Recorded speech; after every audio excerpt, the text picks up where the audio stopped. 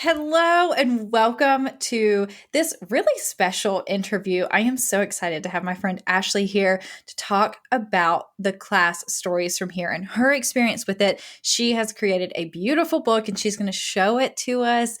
And I'm just so Yay. excited to talk to you, Ashleigh. Thank you so much. Me too. It's so fun to talk to you more in person. I'm so happy to be here. I know I loved, our live calls and getting to see you and Yeah, chat. It's just my favorite part of the class is getting to meet people and make new friends. that's exactly what I was going to say. Like the end all cap all, that's it. Yeah, oh, it's perfect. Okay, so give us a little introduction to who you are, where you're from, what you do, what your side business is, all that kind of Yeah. stuff. Okay. Perfect. So my name is Ashley Hess. I'm originally from Portland, Oregon, but I currently live in Houston, Texas. I have a long story of moving all over the place, which is kind of why I think originally I found your page, just being an expat, having that in common. And I am currently a high school Spanish teacher. So, all about the travel and getting to know other people and communicating well and all of those things.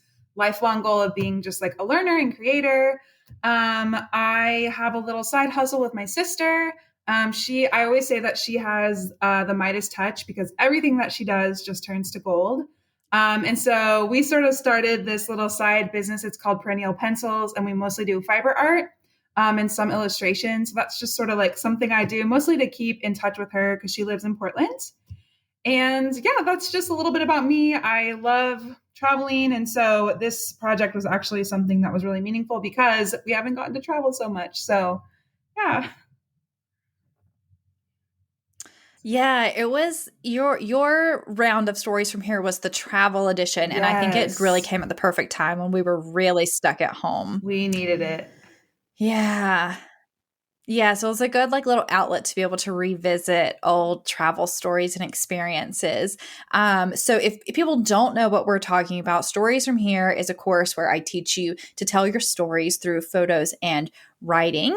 And I've done a couple different versions of it. I have like what I call the classic version, which is the round that is launching right now. And it is about telling the story of your life in your home, about where you are.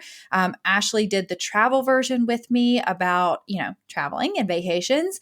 And then I also have a gratitude version. So they all have the same premise and the same teaching of taking great photos and writing really compelling and meaningful stories. And then we document it at the end in a book, which Ashleigh's going to show us later. She's going to show us her awesome book.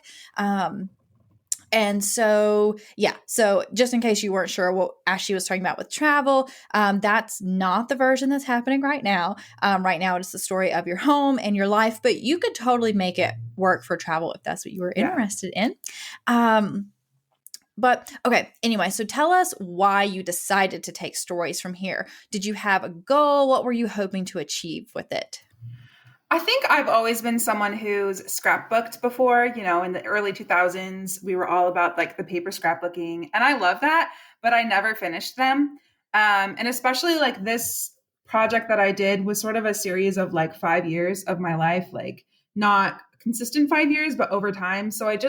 And I was so busy during those trips, I never really journaled about it. And I'm not a photographer, so I didn't really have really good pictures.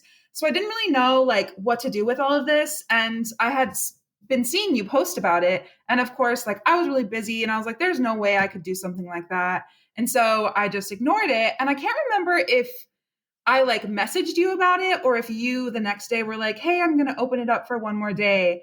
But in either case, I was like, Lauren, I need you. This is what I need right now because we were all just at home. I had just started teaching in the fall, like it was a new year, but we were teaching online. And I was just like, I need an outlet that's like therapeutic. And I loved the idea of like getting to see people on a screen who were like having the same feelings. And so, yeah, it was more like, I need something that's like therapeutic. What can I do? Oh, that's awesome. Yeah, and that's why I started making them live because they used to just be self-paced and you could just like buy the course and just do it whenever you wanted. And I noticed two things. One, people weren't finishing the course because it was just so Mm-hmm. much and people just get distracted. And two, it was right when the pandemic started and we were all so lonely and I was like doing it live having coming together on these live calls is going to make all the difference for me and for everyone else. And it really, really did. And I like will never change. I'll never go back to just like selling the course Yes. outright because I've loved all the people that I've met through it. And it's helped me get so much done and tell so many more stories. And I know it has helped a lot of people in the same way. So tell us about the story you told. Why was this important to you? Yeah, so I work with an organization called Little Hands Big Hearts in Honduras, in the north coast of Honduras, in a town called Trujillo. And I've known about the organization since I was in high school, but I was invited to go for the first time. I can't even remember what year. I think it was at this point. I think it was like 2014. And I was invited as a translator, and it was my first time having like a big translating gig. And it was really scary, but it was amazing. And I got to meet a ton of people. And I don't have my own kids.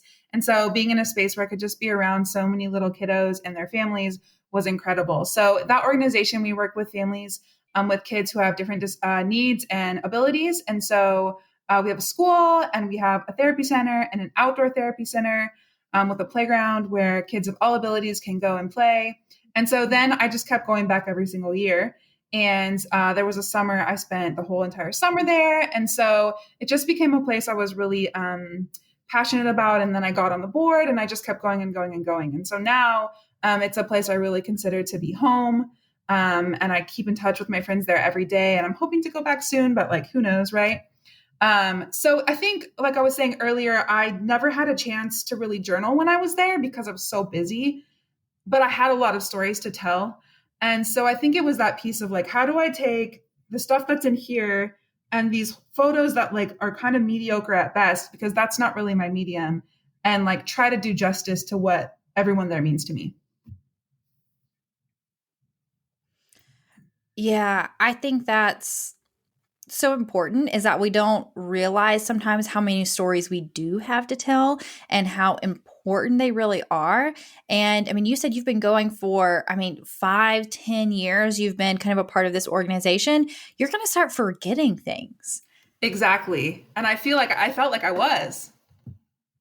Yeah, yeah. So it's so important to get those things documented, whether it's a big trip like that or just daily life. Were you afraid of sharing your stories and photos? Because we do share it pretty publicly on Instagram. Yeah. Yeah, for sure. I'm not really someone like, again, I don't love photography. I think it's beautiful, but it's just not my talent. And I don't like love to post pictures of myself either. So I think I really quickly had to get over that fear.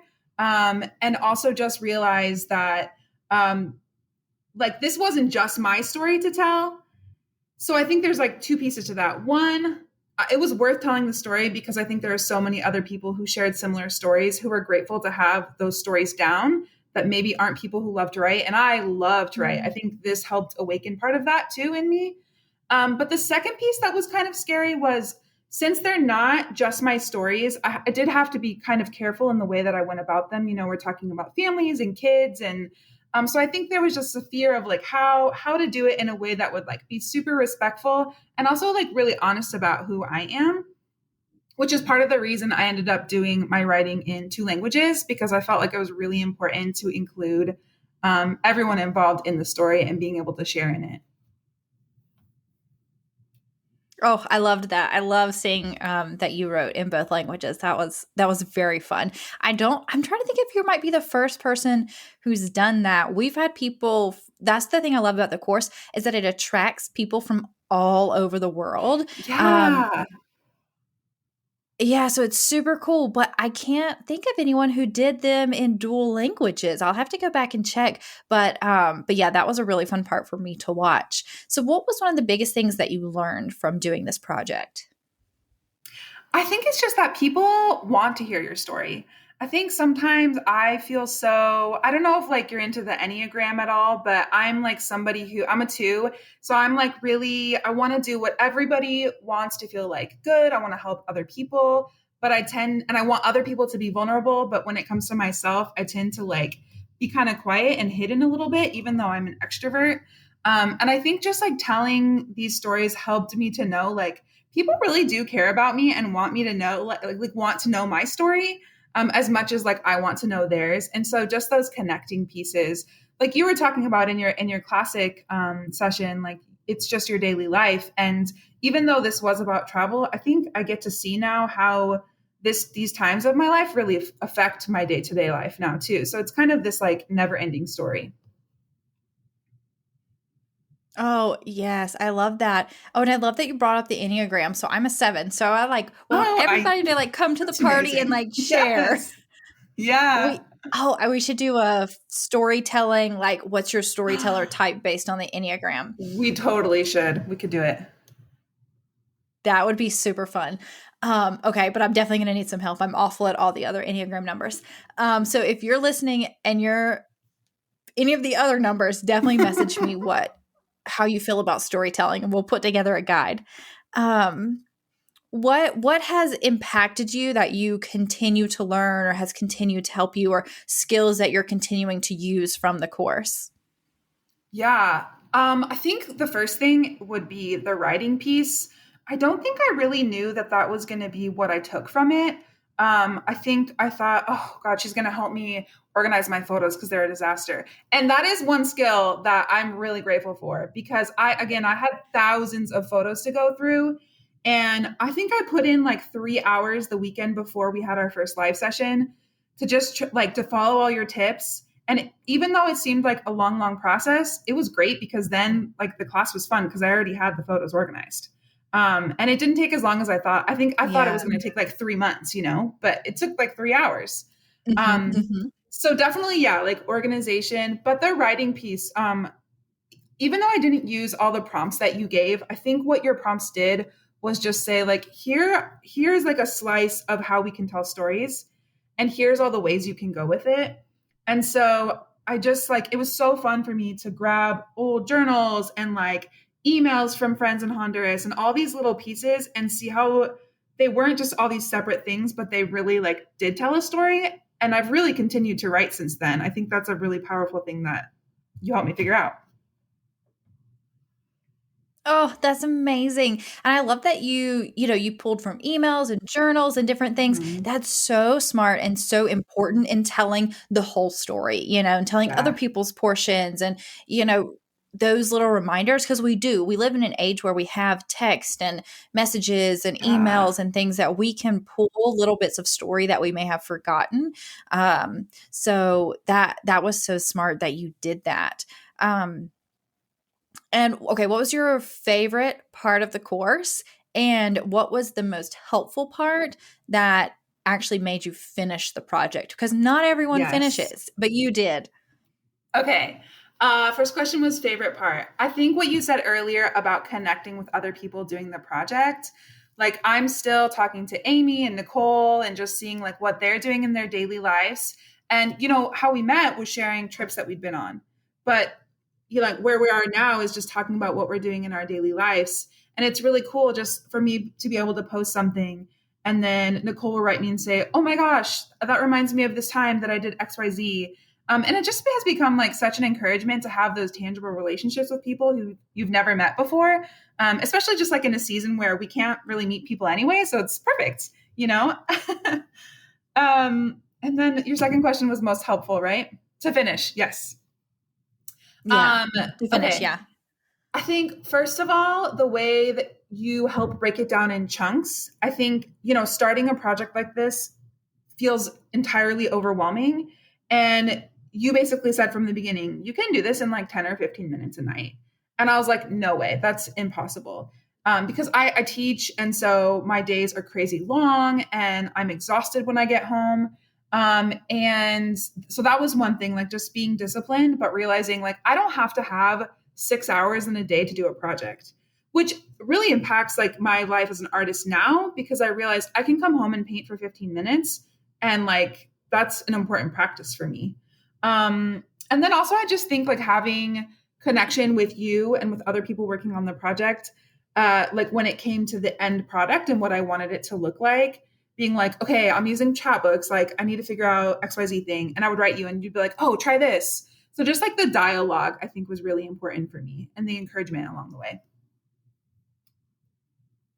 Yeah, that's definitely my favorite part too. I'm definitely a person who needs that like external accountability and Me that like too. group momentum. And yeah, and it does. It makes a huge difference. And I feel like the people who take stories from here are really passionate about it. They might not be photographers or writers, but they're Yeah. passionate about their stories and about connecting with other people. And so it's just this like perfect little group of people that have this like amazing like Mhm. synergy together and they get a lot done. It's really, really fun. Um, okay, so show us your book. We want to see what you Okay. made. Okay, you're gonna laugh at me. So I was like, okay, I'm gonna show her the book, but I should like mark a couple pages just so like if she wants to see a couple pages, I could show them.